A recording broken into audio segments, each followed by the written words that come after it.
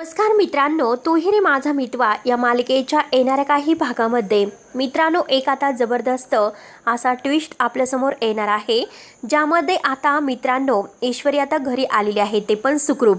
आणि सुखरूप घरी आलेली असताना मात्र आता या वल्लरीला ते काही देखवत नाही, कारण आता वल्लरीला आता राकेशचं खरं रूप अगदी तिच्यासमोर आलेले आहे. परंतु जेव्हा आता राकेश तिला तिचा व्हिडिओ दाखवतो, वल्लरी आणि उदयकांत या दोघांनी ईश्वरीला मारण्याचा जो प्रयत्न केलेला आहे, त्याचा जो व्हिडिओ आहे तर तो राकेशकडे असतो.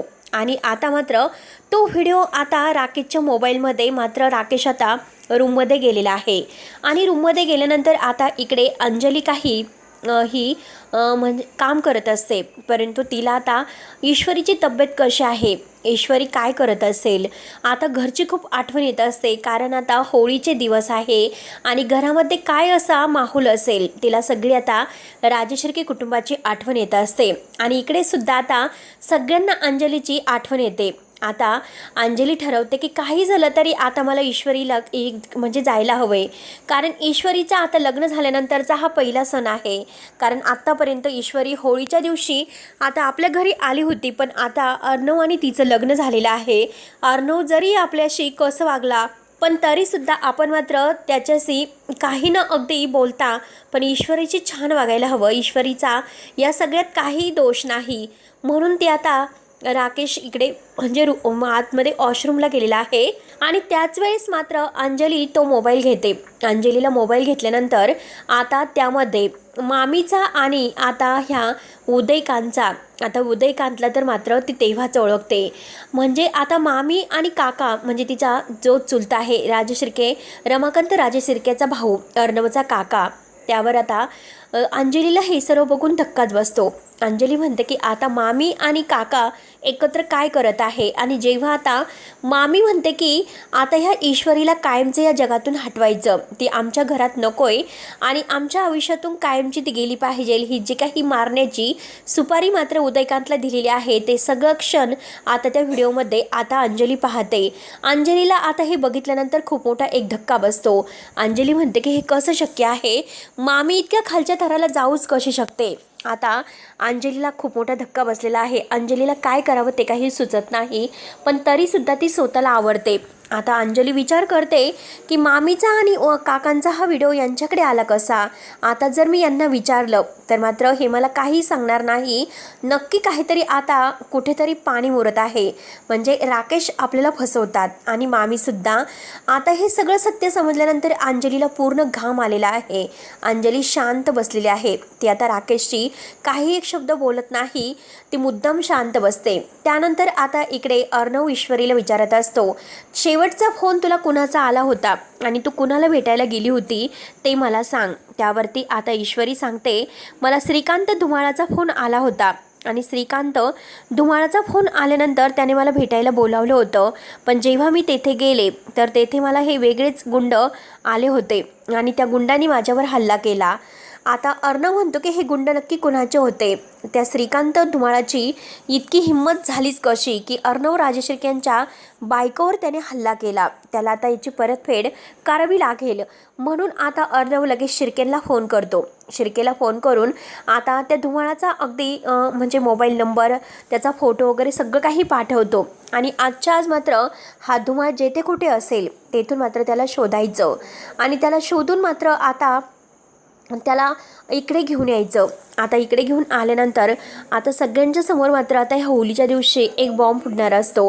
कारण आता अंजलीला सुद्धा घरात घेऊन यायचं असतं. त्यासाठी मात्र आता अंजली म्हणजे ईश्वरीचा एक प्लॅन असतो. कारण आता आजी म्हणते ना की आता होळीच्या अगोदर काहीतरी म्हणजे होल अष्टकचा योग असतो आणि ह्या म्हणजे योगाच्या दिवशी मात्र लहान मुलांना आणि ह्या गर्भवती स्त्रियांना खूप जपायचं असतं. मग आता अंजली जर आपल्या घरामध्ये असती तर आपण तिची काळजी घेतली असती. मग आता अंजली इकडे नाही आणि जावई बापू तिच्यासोबत राहत नाही, ते कुठेही कामानिमित्त जात असतात. मग आता अंजलीची काळजी घ्यायला तिकडे कोणी नाही, मग काय करायचं. आता अर्णव हे सर्व काही ऐकतो. अर्णवने हे सर्व काही ऐकल्यानंतर तो ईश्वरीला सांगतो. ईश्वरी म्हणते की हे बघा अर्णव सर, तुम्ही काही काळजी करू नका, अंजली ताईंना इकडे कसं आणायचं हे माझं लागलं. आता मी बघते, माझ्याकडे एक प्लॅन आहे. मग अंजली असा प्लॅन करते, कारण आता अर्णवला बरं नाही. अर्णवची खूप अगदी म्हणजे धावपळ झाल्यामुळे अर्णव खूप असे चक्कर येऊन खाली पडलेले आहे. त्यांची तब्येत व्यवस्थित नाही. असा मात्र ती प्लॅन करून आता अंजलीला फोन करते की अंजली ताई, तुम्हाला लवकरात लवकर यावं लागेल, अर्णव सरांना बरं नाही. आता अंजली आता इकडे धावतच यायला निघते, पण अंजलीला आता ते एक टेन्शन असतं. अंजलीने मात्र आता त्या मोबाईलमधील जो काही फोटो आहे तर तो फोटो आपल्या मोबाईलमध्ये घेतलेला आहे. आता अंजलीला हे एक प्रकारचं खूप मोठं टेन्शन आहे. अंजलीला काय करावं ते काही कळत नसतं. म्हणून आता अंजली घाईने तिकडे यायला निघते आणि आता इकडे अर्णवची सुद्धा तब्येत बरोबर नाही. म्हणून आता अंजली घाईने येते तर येते, पण त्याच वेळेस आता अर्णवला समोर बघून आता अंजली म्हणते की अगं ईश्वरी, तू माझ्याशी का खोटं बोलली. त्यावरती अंजलीला ईश्वरी म्हणते की मला माफ करा अंजली ताई, तुम्हाला या घरामध्ये घेऊन येण्यासाठी आम्ही सगळ्यांनी मिळून हा प्लॅन केलेला आहे. पण प्लीज आजच्या दिवशी मात्र तुम्ही कुठेही जायचं नाही, कारण आजचा दिवस खूप महत्त्वाचा आहे. आता आपल्याला एकत्र आता धुलिवंदनाचा कार्यक्रम साजरा करायचा आहे. त्यासाठी मात्र आता काही न म्हणजे करता आपल्याला सगळी तयारी करायची आहे. प्लीज आज तुम्ही कुठेही जायचं नाही. अंजलीला आता एक ते टेन्शनच असतं. अंजली म्हणते की अगदी ईश्वरीला म्हणजे मारायला मामी का तिच्या जीवावर उठले असेल, आणि मामी तिकडे काका बरोबर काय करत आहे. आता इकडे म्हणजे सगळं काही झाल्यानंतर तेवढ्यात आता अंजली ही छान म्हणजे सगळेजण तयार होतात. अंजलीच्या डोक्यात ते सारखे विचार सुरू असतात आणि राकेशला हे सगळं कसं माहिती असेल, अंजली सारखा तोच विचार करत आहे. आणि तेवढ्यात शिर्के मात्र आता ह्या श्रीकांत धुमाळाला पकडून घेऊन येतात आणि मामीसमोर आणून उभं करतात. त्यावरती आता श्रीकांत धुमाळ हात जोडत अगदी म्हणत असतो की प्लीज मला काही अगदी तुम्ही करू नका, कारण जे काही करण्यासाठी मला सांगितलेले आहे तर ते मला ह्या तुमच्या म्हणजे ह्या बाईने. आता वल्लरीकडे बोट केल्यानंतर वल्लरी तत आणि मम करायला सुरुवात करते आणि म्हणते की अरे तू काय बोलतोस, तुला बोलताना जरी लाज वाटते का, तू माझं नाव घेतो म्हणजे आमच्या घरातच आमचे भांडणं लावून देतो का.